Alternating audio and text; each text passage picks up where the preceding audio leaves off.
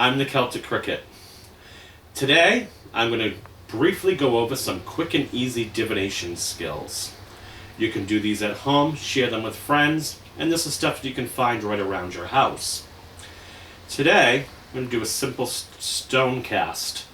I have a white stone, I have a black stone, and a red stone. We could use the white stone to answer the question of yes. We could use the black stone to answer the question of no.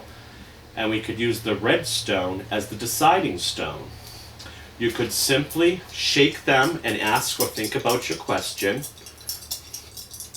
and drop them. Whichever stone is closest to the deciding stone is the answer. The answer to that question is yes. We'll do this one more time. Should I buy a new car? Should I buy a new car? Wow. As you can see, the distance is quite interesting. We have the yes and the no really close together, and the deciding stone is definitely out there. So it's going to take me a little while to come up with an answer on this one. We could actually measure the distance, or we could simply ask again. Should I buy a new car? Yes, I should. The red stone was real close to the white stone, and the black stone was over there.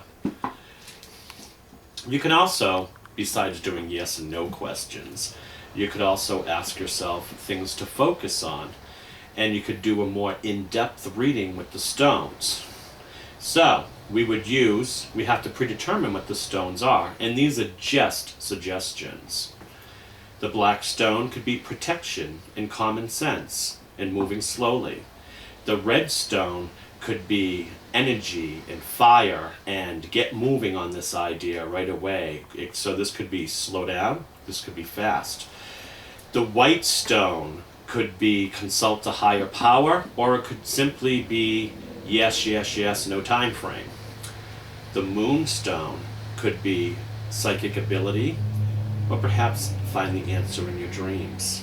Amethyst, a very spiritual stone and a very healing stone.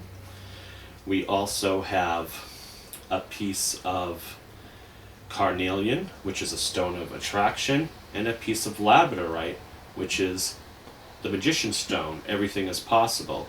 So you could think of a question and simply cast all of the stones. And the ones that are closest to you are things that are going on right now. The things that are in the middle are things that we need to work on to get the secure outcome that we want. So right now, I have the stone of action, so I should take some action, but I also have the stone of dreaming. So perhaps I should ask for some information in my dreams. I also have the stone of protection that's actually kind of saying slow down. So I think I should work on my dreams a little bit. Then I have a yes, I have a move ahead, I have everything is possible with the labradorite and the amethyst. You could collect stones in your driveway or out in the park, and you can make whatever meanings you want for the stones as long as you're consistent about them.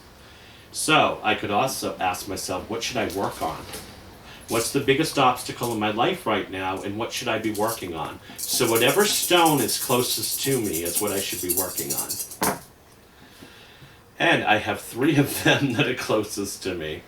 I have the white stone of yes. I have the amethyst stone of spirituality and psychic development. And I have the labradorite of all things possible. I need to continue to work on my psychic development and my spirituality. Looks pretty good. And actually, I'm always working on these things. So I want you to work on them too. Again, a red stone for the decider, a black stone for no, a white stone for yes. Ask the question, will I hit the big lucky jackpot tonight at the lottery game? It says yes, but I very seldom play, so I don't know if I will hit, but I will buy a ticket tonight. It says yes.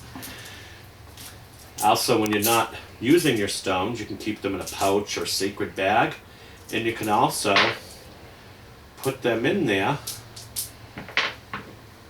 Whoops, moonstone doesn't want to go in. Shake them up, and you could pull a stone a day. What do I need to focus on today? And I have the dark stone, which is slowing down, relaxing. It says no, so maybe I need to slow things down. Just food for thought, and you might meditate with the different stones in different times to see what they're telling you. But anyone can cast some stones. Another fun thing to do if you're trying to get the answer to something. Everything is not always yes and no. There's a lot of maybes, and there's a lot of things that you must interpret for yourself. So when you ever go for a psychic reading and they tell you something, maybe the psychic doesn't understand what they're telling you, but somewhere that message is going to form a decision for you down the road. So let's take a regular candle and let's light it. Hold the candle. I have a ceiling fan in here today. You hold the candle and you think of a specific question. When you feel that the question is formed in your mind,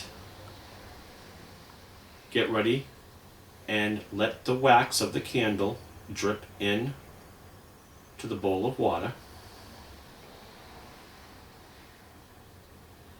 And then you may stare at the image of the wax and see what image comes out.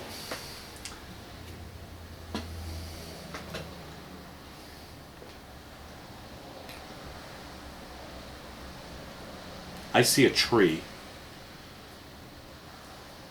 I see a tree, and I also see a winged spirit. So this is very favorable. I personally like trees. I plant trees all the time, and I work exclusively with trees for different forms of divination. So the tree makes sense to me. And also, I like the idea of winged spirits. Perhaps an angel, perhaps it's a messenger, perhaps it's a fairy from the garden. But I look at the wax and I interpret that. Because I like both of those meanings, whatever the question I was thinking of would be a yes. So that's wax divination, very simple to do. I'm going to put this candle out.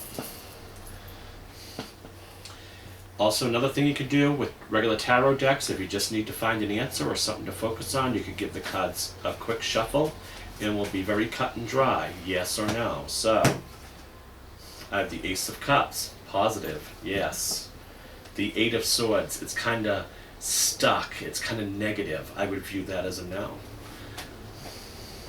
You could also just fan out the cards. Think of a question, pull one out. The Chariot, in charge, going places. I view that as the answer is yes.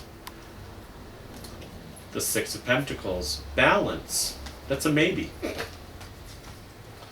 The High Priestess, you spiritually are connected and you already know the answer. So these are just some fun-filled things that you can do at home for quick divination skills. And don't be afraid to throw a stone and see what the answer is. And drip some candle wax in a bowl or simply flip over a card. Become your best psychic. Become your best person to seek the answers. You know what you want to know, and you know what you need to know, and you will interpret better than anyone else will ever for you. Remember, it's always in the cards, the stones, or the wax. This is the Celtic Cricket. I'll see you on YouTube. Thanks for watching.